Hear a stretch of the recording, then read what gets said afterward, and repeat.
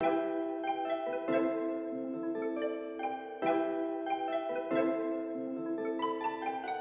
back to the channel, guys. We got our fantastic bag of hardware right here, so let's put it on the splitter and finish this front bumper.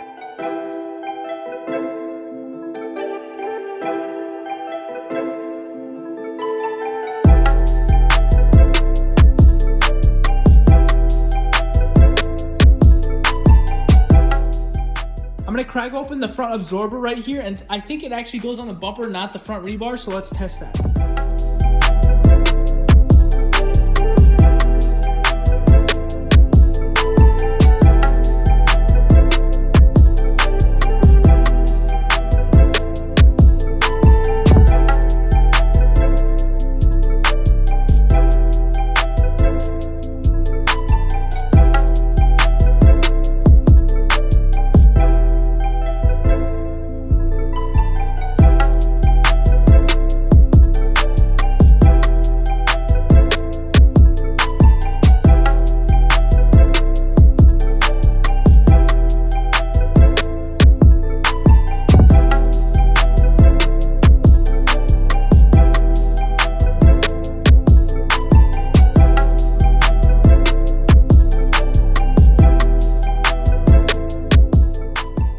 Holy smokes, this is the first time I've ever seen this Mustang with a front bumper on it, and man, that looks killer. Totally completes the whole car. I really like how that matte side skirt blends right along with the front splitter and ties in super nicely with that little lip on the bumper. I got two inner fenders sitting up there. I got an undershield right over there, and I have a transmission shield I have all to put on underneath the car. So I got all the bolts. I'm gonna put them in the new subframe and then put all these pieces on underneath.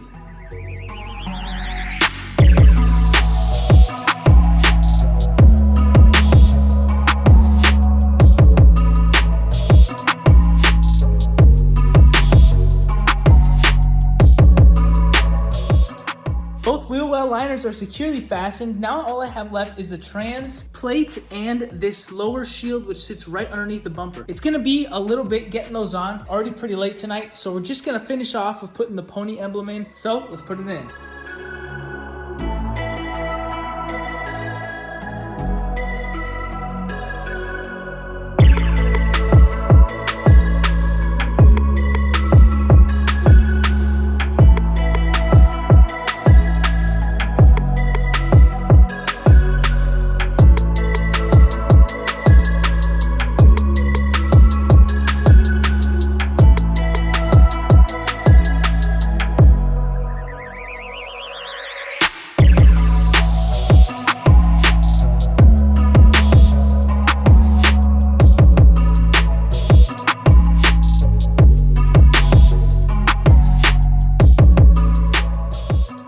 I can't wait to actually take this thing out and shoot some rollers or some actual photos, because this garage does not do justice on how this thing looks. It's so sick. Now that all the undershields are on and all of the clips and screws are all in place, I gotta torque the wheels down and put these emblems on. So I purchased another OEM key for the Mustang right here because this vehicle only came with one key. So now we're gonna program this key to the vehicle, and I'll show you guys how to do it. We're gonna replace the battery in this, then make sure there's enough battery in this key. And the only thing I still need to do is to get the original key cut on this new key.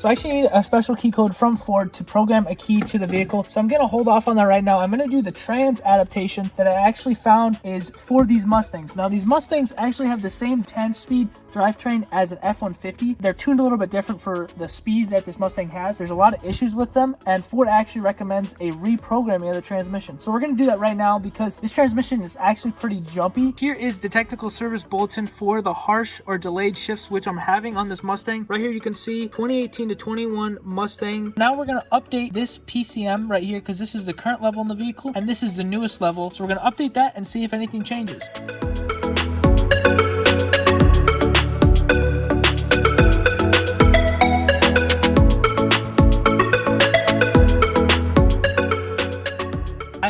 ignition on right now, but the dash is completely off. And there's the second bar graph coming up right now. If you guys are ever doing this, make sure you have a maintainer on the vehicle. That is super important so that the vehicle does not lose power mid-programming, because then all your data will be erased and then you'll have big issues. The vehicle's back online. Now it says the calibration has loaded and checked. Now I'm gonna run and clear all the DTCs that were set from the module programming. So these codes were generated from the reprogramming now. Now I'm gonna clear them out. This little eraser in the far corner over here, and we'll see what codes come back. The scan just completed. No codes are currently in the system. Now that we reprogrammed the PCM, now I'm just waiting on this special code from Ford to program this new key to the vehicle. I just found the adaptive learning drive cycle procedure on Ford's website right here. First, I need to go into IDS and clear the transmission adaptive table. So if we go to body, transmission, clear transmission adaptive table. So this is what I need to do. Next on the list is to drive the vehicle until the engine and transmission reach normal operating temperature. Shift to neutral, shift into reverse, shift to neutral, shift to drive.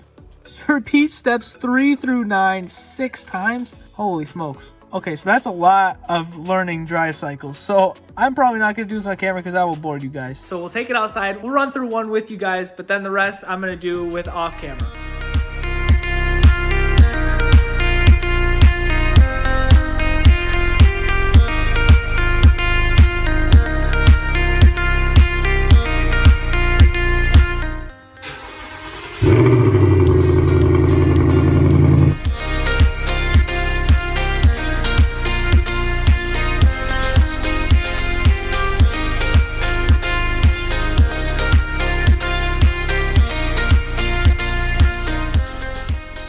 Down here, guys, we're gonna clear transmission adaptation tables.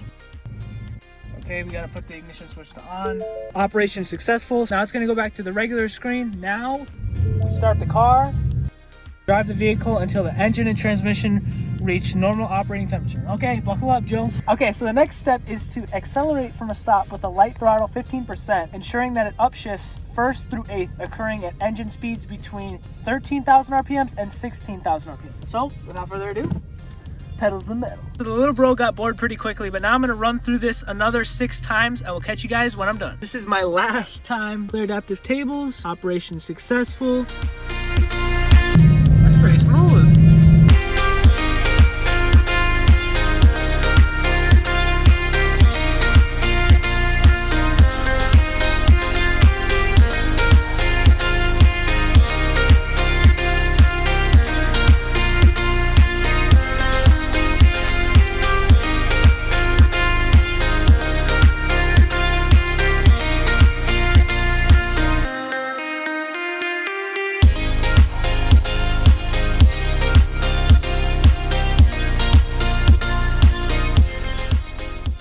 Mustang is completely clean. We'll see you guys tomorrow for that key programming. Next day here at the shop, guys, we got the battery maintainer already on the car. Now we're gonna hop on the inside, get that key code from Ford, and I'll explain why I need that, and then we're gonna program these keys. So this is the Ford interface that I will be using, and here are my keys. The old one, the new one. So that IDS token, NASTIF token, is basically a security system Ford uses. If someone has a key and they're trying to program it to a vehicle that may be unlocked, this prevents the person from actually hacking into the vehicle, because they need the title and you need the driver's license of the person who owns the vehicle to be able to get this token from Ford, which will allow you to program a new key to the vehicle.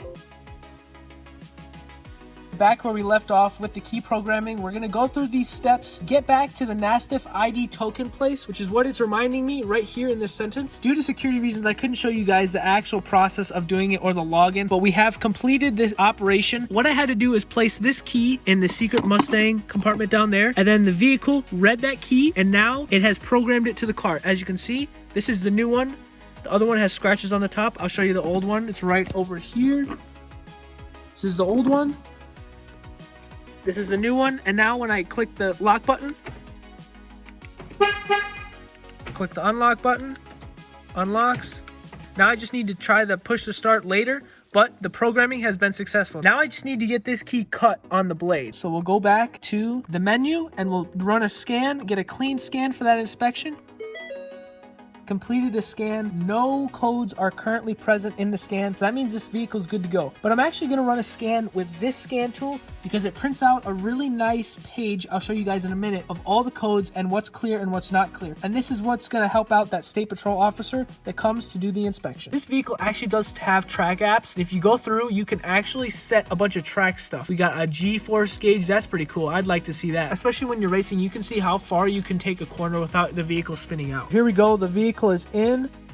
Okay. The reason I'm running this pre-scan, guys, is because it's totally going to help that inspector to see the codes and read them a lot clearer, because OE doesn't really present the codes well enough. And as you know, I had the seat belts, the knee airbag, and the module all sent out to Safety Restore for repair. Now I'm going to run an SRS module diagnosis on this scan tool. The inspector is looking for a clean SRS scan. As you can see, there are 0 codes. The restraint control module, which is SRS basically, and there's no faults for that. Now what we're going to do with this pre-scan is I'm going to print it out, and that's going to be used for my final inspection. Oh, and also you can see the battery voltage is at 13.5, and the battery maintainer keeps it at that voltage so the car doesn't fall under a certain voltage. I found all these iPhones that were connected to the vehicle, and I believe they're all female names, so this vehicle must have been lady driven. There we go. I reprogrammed the PCM last night, which made a huge difference, as well as doing those adaptive cycle learning sessions on the Mustang over 6 times. Now the transmission works way better in my opinion on the car. And then today I programmed another key to the vehicle, so now I've got 2 keys for this Mustang, so if I ever lose one, I always got a backup. That concludes pretty much everything I have planned for this Mustang. Next is the inspection, and I'm gonna bring you guys along with. It is the morning of the inspection. We're headed there right now, so let's hit the road.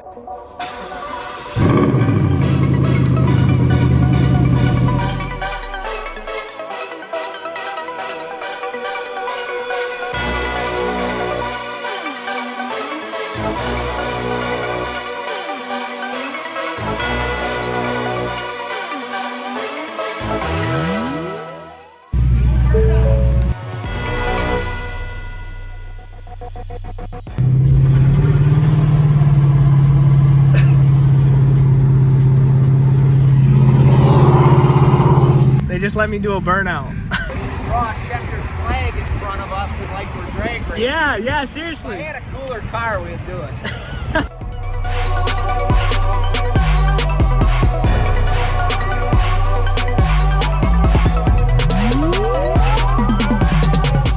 Did you ever get to drive any of the Mustangs? Oh yeah, I drove the Camaro quite a bit. I like the Camaro. Did it have lights and everything? Oh yeah, fully marked. Ooh. Yeah, all dressed up and pretty.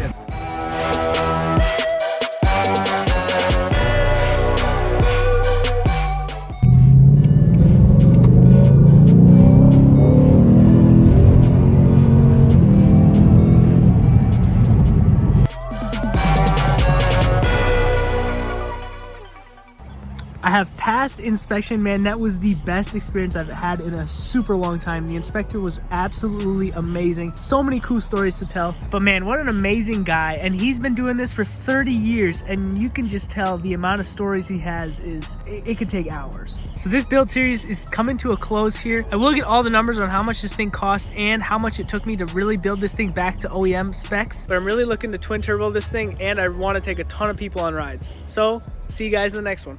See ya.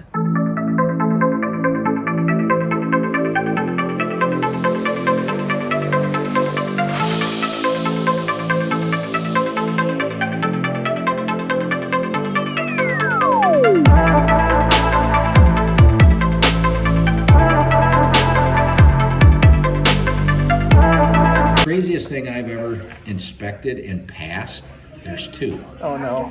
Oh yeah, get this. So, I don't know if you've been reading the statutes and keeping up. There used to be a thing, motorcycle, and then a type 2 motorcycle. Oh, like a moped? Is your trikes, remember the old, ever seen a picture of the old mail delivery 3-wheel vehicles?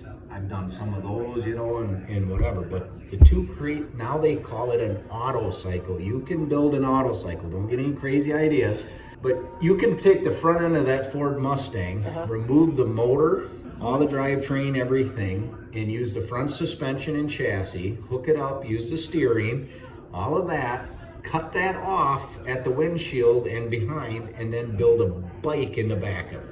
A frame and connect it. Seriously? Oh yeah, they call it an auto cycle. This is the new thing.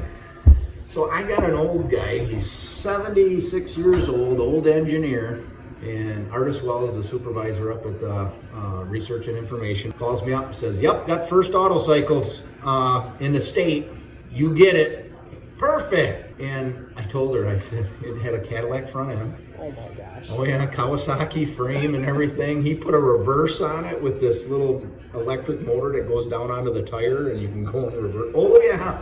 He mechanically did a very nice job. It's just, you know, he welded a bunch of, you know, aluminum, made a plate and floor and sides. And I said, it's just ugly. I said, "Artis, it's ugly. Does it meet the standards?" I said, "Yeah, but it's ugly."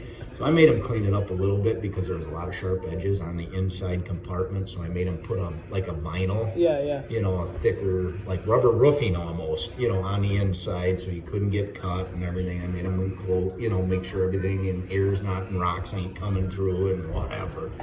Passed it. Cadillac, gray Cadillac front end with a Kawasaki back end. You know, he had to beef it a couple of times. I didn't like how he did a couple of things, and I made him do a couple different things. But after 6 months, he got it all done. So he calls me up the other day.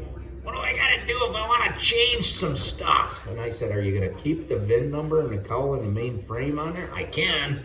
I said, "You better, or else you're going to go through the whole thing again."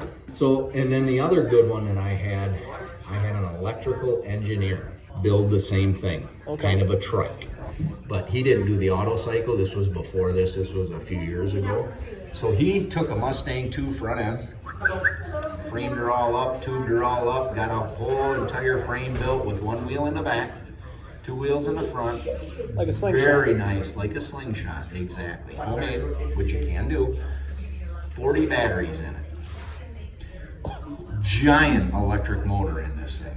And he's got this all, you know, under the hood, all the batteries along the sides, you know, and everything, and had this all hooked up. And same thing, he met all the criteria, because it doesn't take a lot to meet the criteria of a 2022 motorcycle. It really doesn't. It's some blinkers on a horn and a speedometer and a couple of mirrors.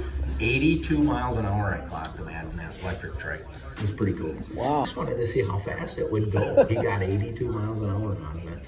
But the thing that kind of got me, I said, "You need to tell me how far you can get on these 40 batteries." He never called me back after that, you know, and stuff. And I don't know if he tested it, you know, truly tested it or not, and how many miles he could get out of those 40 batteries. And he had a recharging system on it, you know, but I still wanted to see just how far I could, you know, go. Wow.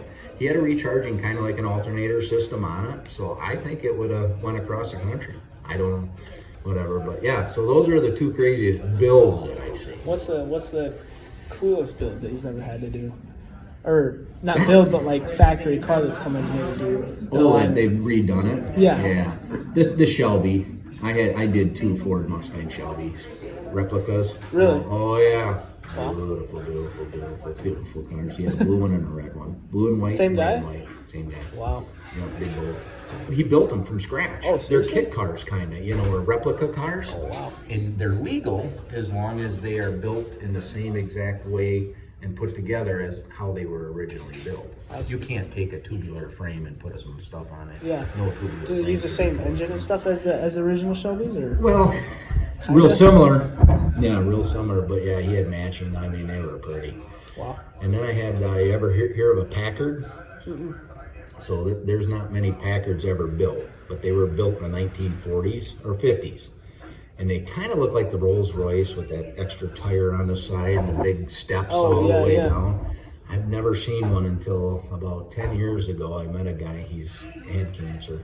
He was trying to get everything squared away in his estate and everything. And he had this Packard that was a convertible. I've never seen it. The most beautiful, maintained, perfect car I've ever seen in my entire life. Really? It was chromed and shiny and 1948 Packard, I want to say. Oh my God, beautiful car. Wow. And he says, I go, what's that worth? He goes, probably close to 1.2 mil. There's only like 35 of them, you know, of that kind built. Wow. He had a wrong VIN number on his title. Really? One digit was was off. Someone typed it in wrong there? Yep, because the stamping back then was a little whatever. And iffy? they couldn't quite tell what it was. But then I do the research on it, and I figured out what each number's supposed to be, and then we figured it out, and it ended up, you know, being a 7. They put it down as a 1. Wow. But you couldn't see the top little Yeah, part of the yeah. 7. I find I've done, you know, anything from a 1-ton from 1938, you know, truck that's still got, you know, the name of the farm on the side, you know, dad died and lost the title, the kids couldn't find titles. Yeah. I do a lot of that. So yeah, I've been in a lot of barns and seen a lot of cool cars.